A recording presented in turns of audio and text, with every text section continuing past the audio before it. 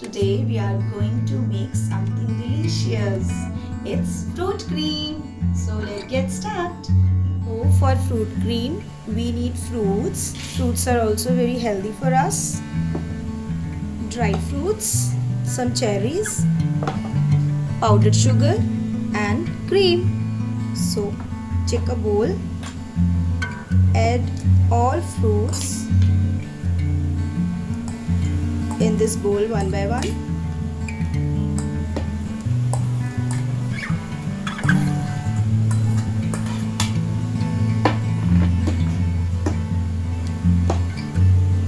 Add dry fruits. You can use almonds, cashew, raisins.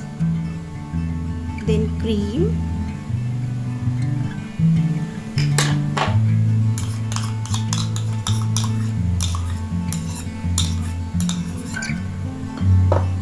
And then powdered sugar.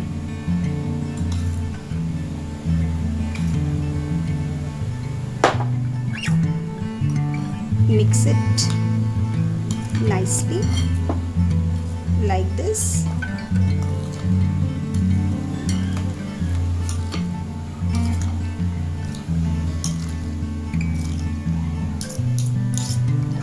At the end,